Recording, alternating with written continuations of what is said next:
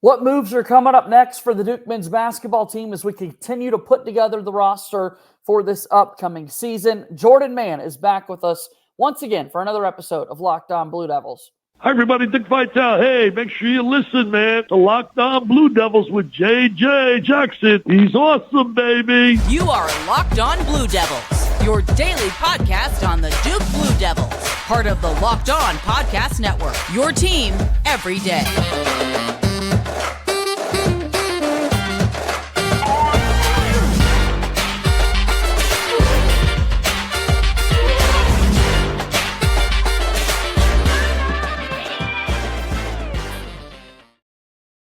Hello, everybody, and welcome into another episode of the Locked On Blue Devils podcast. My name is JJ Jackson, and it's so great to have you here with us on the final day of April 2024, April 30th. We've got a fun show for you today as our pal Jordan Mann from the Big J and Little J show will be back by. We'll talk about this Duke roster as it currently stands and some upcoming moves that the Blue Devils could possibly be making. If you have not done so already, please be sure to follow and subscribe to Locked On Blue Devils for free, wherever it is that you get your podcasts. Also, make sure that you check us out on YouTube each and every day. Hit that subscribe button, like this video, share it with your friends. Your support just means so much to us as we continue to grow this Locked On Blue Devils brand. Follow us on X at LO_Blue Devils, and I'm there as well at _JJ_Jackson_. So without further ado, let's bring him on in. Jordan Mann back with us once again. One more conversation with you, my friend, in the month of April, as the calendar continues to move forward. And my, oh my, we're just still trying to figure out what this Duke basketball roster is going to look like. How are you? I'm good, man. Yeah, the end of the month, my landlord's favorite time of the month. Tomorrow is rent, and it feels like April just happened. So look, the year's flying by. It's crazy. It's going to be May tomorrow. It feels like 2024 just happened. I feel like I was just on here talking about that. For Duke fans, don't panic that it's January. Now the season has started, and now here we are in May. It's crazy. Yeah, we're trying to get ready for the new season, and we're trying to figure out exactly who it is that's going to be on this Duke basketball roster for the upcoming season. Bit of slow developments over this past weekend after having tons of news the week prior with Malik Brown and Mason Gillis. We saw reports from Kobe Brea at Dayton, possibly going to visit, then not going to visit, and it's just been kind of a back and forth affair, so to speak. So kind of in limbo, Jordan, in regards to what some of those next moves might be for the Duke basketball team.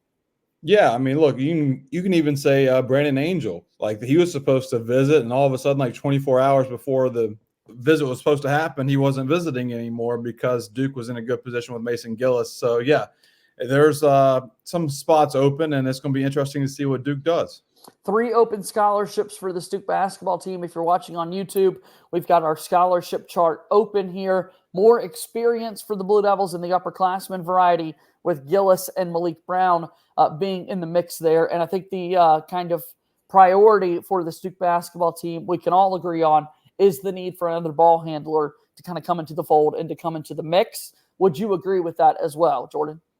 Yeah, I would. It's like the mixed bag of a ball handler, but also a shooter. I probably want it to be more of a veteran shooter that's a secondary ball handler, because Caleb Foster and Proctor can play the one, and you can kind of mix those minutes around to where one plays the one while other has a break, and then a veteran shooting guard comes in the mix. And obviously, like, you got Khan, you have Darren Harris, and even Isaiah maybe to play the two in spots for Duke. So, like, you got young guys, but yes, I would love to see a proven veteran guy get 10. I don't know what the minutes. I don't know if we want to talk about this, JJ, but like the minutes that Duke's looking for this guy, that the portal guy to come in if Duke lands a guard, because that's another thing. It's just the demands that some of these players have in the portal is just not what Duke's looking for. And also Duke's looking for the right niche of a guy, because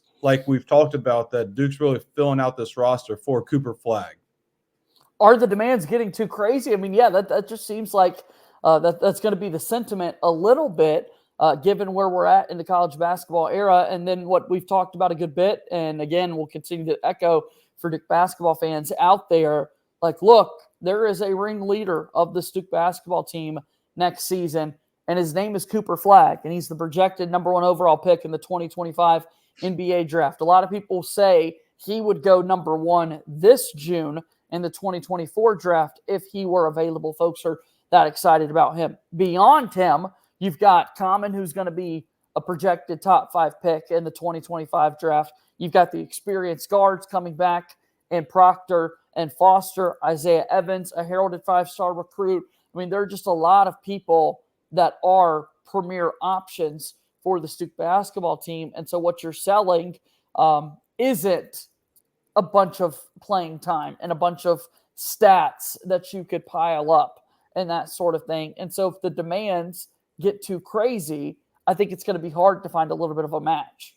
Yeah, 100%. I mean, Duke's not looking for a starting shooting guard. It's kind of different. It is actually very different than like Malik Brown. Like Malik Brown came to Duke because Duke's like, hey, plug you in at the 4, you be starter from day one, basically. I'm not saying Duke said this, but like his tape showed it, and he played that at Syracuse. Now Duke's looking for just a veteran bench piece to come off the bench to help solidify the backcourt, and also whatever he does on the court has to benefit Cooper Flagg and company. So it's a different mix, kind of like a Mason Gillis for a 2 guard is what Duke's looking for essentially. Yeah, so if that's a fair question that you asked there and kind of what we're looking at. If you're Jon Scheyer and you're playing a basketball game tomorrow, given the 10 players that we see here on the screen for next season, what 5 are starting? Oh, God. That's a good question. I would go because Flagg, Malik Brown, and Common. Yeah, pretty okay. And then the I would 2 say returning guards. Proctor, Foster, Flagg at the 3, Malik Brown at the 4, and Common at the 5. Because Malik Brown can play the 3 and 4, but Cooper's skill set, I don't think it's getting talked about enough. That his skill set is a 3. Like he could play the 4. If Duke played him in the 4, Duke can move him to the 4 throughout like a game. But I wouldn't be surprised if Duke starts him at the 3 because of his ball handling.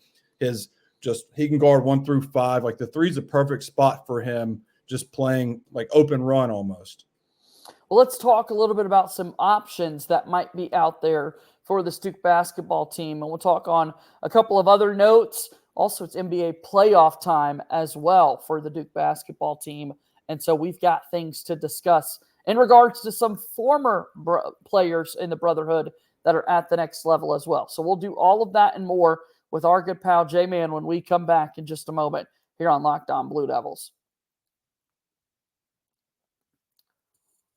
Locked On Blue Devils here today is brought to you by our friends over at FanDuel. FanDuel, of course, is America's #1 sportsbook. It's playoff time in the NBA and NHL. Baseball is in full swing, and FanDuel is your place to bet on every game. Right now, new customers can get $150 in bonus bets guaranteed. That's $150 win or lose. Bet on everything from slap shots to home runs to slam dunks, all on an app that is safe, secure, and easy to use. What are you waiting for? Just visit FanDuel.com/lockedon and make your first bet an automatic win. FanDuel is America's #1 sportsbook and a proud sponsor of Locked On Blue Devils. I want to tell you also about our friends over at Gametime. Gametime, of course, is our favorite ticketing place out there, an authorized ticket marketplace of the NBA, which is getting playoff tickets even faster and easier. Prices on the Gametime app actually go down the closer that it gets to tip-off. With killer last-minute deals, all-in prices, views from your seat, and their lowest price guarantee, Gametime takes the guesswork out of buying NBA tickets, all on an app that is so easy to use. The last-minute deals allow you to save up to 60% off buying last-minute seats for sports, concerts, comedy, and theater events. You can get a panoramic view from your seat in the app before you buy. The lowest price guarantee or Gametime will credit you 110% of the difference. Take the guesswork out of buying NBA tickets with Gametime. Download the Gametime app, create an account, and use code LOCKEDONCollege for $20 off your first purchase. Terms apply. Again, create an account and use code LOCKEDONCollege, LOCKEDONCOLLEGE for $20 off. Download Gametime today. Last minute tickets, lowest price guaranteed. All right, moving forward here on today's episode of Locked On Blue Devils, JJ Jackson alongside my pal Jordan Mann from the Big J and Little J show. Tell me a little bit about your show, man. Yeah, I mean, same as you, basically, JJ, right? Just covering some Duke basketball, Big J and Little J show, Apple and Spotify, and on my YouTube channel. We're like you, also, me and Connor are waiting for Duke to fill out this roster before we make another episode on the podcast. And then I have another podcast on my YouTube channel. It's called Man to Man Podcast. I had Tyler Lewis on, the former NC State and Butler guard. We talked about McDonald's All-American game that he played with Rasheed Suleiman, Duke guy, Emil Jefferson, how it was playing. His first start was in Cameron, and just all the good stuff about college basketball and in the modern era of college basketball with him. And I appreciate Tyler coming on Man to Man Podcast. That's also on my YouTube channel at jman_. Go check that out. It's really good stuff. And really excited for the work that you've been doing and the work that is to come. It had a spring football game as of late. And so if you go to J-Man's Takes on X, there's also Duke FB fans out there. A lot of good stuff that you're working on, and I want people to go out there and support it. All right, we're talking about this Duke basketball team, and we're talking about that guard spot in particular. Kobe Brea was a name linked to the Blue Devils for a while. 49.8% shooting from three-point range, man. Thought he might be having a visit to Duke in the middle of this week, but it appears that is off. But nonetheless, that's the type of player I think you were looking for. Yeah, I mean, that's the guy that's a shooter first and then secondary ball handler. And that would have been, he would have fit. But again, we don't know like what the conversations are behind the scenes. Like if this is a guy that has like Bailey Shireman demands, like the rumors were circulating with him with Duke. And he was like, I wanted this amount of money and this amount of minutes and a guaranteed starting spot. That's just not going to happen with this roster. And Duke's not looking for a guy to be a distraction either. Like I wanted to say that too, or forgot to say that when we were talking about earlier, JJ, is as we talk about these possible fits for this roster, Duke's not looking for a guy that if you can score the ball but has a bad attitude and can be a cancer in the locker room, Duke's just not going to deal with that because this is a guy they're trying to fit a role off the bench. Now, if it was a starter, say like a guy that's trying to fill the role of a Filipowski, then you take that attitude with the production, but you're not going to do that with a guy that's coming off the bench. So it's got to be a team morale guy as well as a talented player. Here's some other options that have been linked to the Blue Devils as of late. Wooga Poplar, who played at Miami this past season, 6'5", averaged 13 points per game, and shot about 38% from three-point range. Foster and Proctor, big guards. Poplar as well at 6'5", a big guard too. I mean, this Duke team, holy cow, the size that we're expected to have this season, man. Yeah, I mean, Poplar's a very talented player from Miami. He was when he was good, he's really good. He just sometimes lacked consistency. But, I mean, a guy of his talent and playing in the ACC, an older guy at that size, yeah, to go off what you said, dude, that would be a crazy big roster from top to bottom. And then also Kadari Richmond is a new name that's been linked as of late for the Blue Devils. He played at Seton Hall this past season, averaged nearly 16 points a game, just 27% shooting from three-point range. So not great there, but he stands 6'6". He started his college basketball career at Syracuse. He's got a COVID year of eligibility left, so he'd be playing back in the ACC if he were to transfer to Duke. But we saw the shooter in Kobe Brea, and now we've got a bunch of or a couple of 6'5", 6'6", kind of bigger guards linked to this Blue Devil squad too. Yeah, and look, if Darren Harris and Con Kneipel can like progress and get legit minutes for Duke, one of those two guys, then that takes the shooting aspect out of what we're looking for an incoming transfer. If they're college ready, then we're talking about a whole different ball game of Duke's being really deep with shooters. Whereas if they are not going to progress, then it's like, okay, well, this might be Duke of 2 years ago per se, with you had one shooter and Dariq Whitehead on the court and then maybe a streaky Tyrese Proctor. But I do think Proctor will be a guy that we'll talk about as a good shooter for Duke this upcoming season. Like he went from 32% to 35% from three this past year. And I think he would be 38%, maybe even 40+% this upcoming season, JJ. Like I've talked about with his shooting stroke, it looks good, just doesn't go in sometimes. And I think you'll see a junior Proctor be more efficient. So a guard is pretty evident, right, that that's a position Duke is certainly looking to add with these 3 open scholarship spots. This past season, Duke wasn't able to get somebody like Caden Shedrick out of the transfer portal, who they were linked to, and ultimately go into the year with an extra scholarship. And Spencer Hubbard, a walk-on, is granted that opportunity. Somebody like Stanley Borden has another year of college basketball left. He's been a walk-on at 7-1 out of Turkey. So if Duke wanted to give him a scholarship, they certainly could. So I say that to say maybe not all 3 of these are used. But if 2 scholarships are used, if it's a guard, is it more suited for another wing-type player like a Mason Gillis, like an Evans, like a Knipple, like Darren Harris, or more front court depth? Man, I mean, what do you think ultimately would be another kind of good piece to have? I think it would be front court depth. I think with the departure of Sean Stewart and TJ Power, but more so Sean Stewart, like I thought one of those 2 were going to stay. And so with one of them leaving, I can see Duke filling that role of not even maybe a Ryan Young guy. Maybe it's just a practice guy, but Duke's looking for a bigger body because Ngongba, he's talented. I just think he's the one freshman that has a learning curve, a bigger learning curve than the rest. And I think he's officially listed at 6'9", even though like his recruiting profile has him 6'11". So, and he's a below the rim player, which is fine. But I just think the speed and the quickness of the game might take him a longer adjustment period. Plus, he's coming off a foot injury. So I feel like Duke will not try and rush him and throw him into the mold right away. I feel like Duke's going to go front court.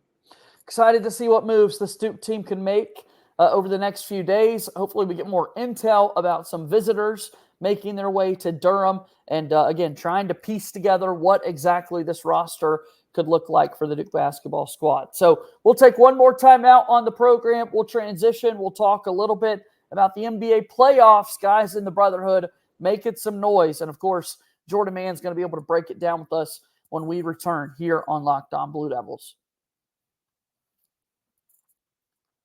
Locked On Blue Devils here today, brought to you by our friends at Monopoly Go. We got to pause here to talk about Monopoly Go. There's so much good stuff in this game that we need to talk about, as you can team up with friends for timed tournaments where you work together to build up each other's boards. The more you win together, the more awesome prizes you unlock. And there's so much to get, like unique stickers you could trade with friends to complete albums for big prizes, cool new playing pieces to travel the boards with, hilarious emojis for taunting friends when they smash their buildings or heist their vaults. Plus, Monopoly Go feels new and exciting every day with constantly changing tournaments and challenges. There's always new timed events that help you win big, like massive multipliers for everything you win or rent frenzies. There's always something fun to discover in Monopoly Go, so get off the bench and go download it now for free on Google Play or the App Store. Game on. It's Monopoly Go, a proud sponsor of Locked On Blue Devils. Final few moments here on today's episode of Locked On Blue Devils. JJ Jackson, joined today by my friend Jordan Mann of the Big J and Little J Show and J Man's Takes. We go to the NBA playoffs, my friend, and another NBA season where Duke basketball players were all across the playoff, or excuse me, the league, and several of them getting the opportunity to compete in the playoffs. Just a broad thought, if you will, once again, on, look, it's the best basketball being played at the highest level, and we're seeing our fair share of former Duke stars playing well. Yeah, JJ, look, I mean, you know I'm a Hornets fan, so, like, I haven't seen high-level basketball except for certain opponents that come into Spectrum Arena. So it's been nice to watch playoff basketball, and, like, it's always cool to see Duke guys playing well, but also on the biggest stage. I mean, the Mavericks almost came back from 31 down to win against the Clippers, and Kyrie Irving hit a ridiculous layup in three people around him, like a pure Kyrie layup, tough layup, and then Paulo doing his thing for the Magic, and yeah, like Tatum being the face of the Boston Celtics. And speaking of the Hornets, JJ Redick is a finalist for the head coaching job for the Hornets, and so that is really exciting for me personally. Yeah. Like, selfishly, I want JJ. I want what's best for the Hornets, but also you have to think, what have the Hornets ever done for me, JJ? That we've never won a playoff series since I've been alive. So just give me JJ Redick and let the Brotherhood run Charlotte instead of UNC as Michael Jordan has done my whole life. Yeah, let's switch it up a little bit. Mark Williams, of course, in the fold there in Charlotte, which is great. Jalen Johnson, AJ Griffin were in the play-in for the Hawks. Their season has come to a close. Last night we saw the Lakers officially eliminated, and on their playoff roster was Cam Reddish, who was hurt, so he did play at all. And Harry Giles III had a two-way contract. He didn't play at all for the Lakers in that one.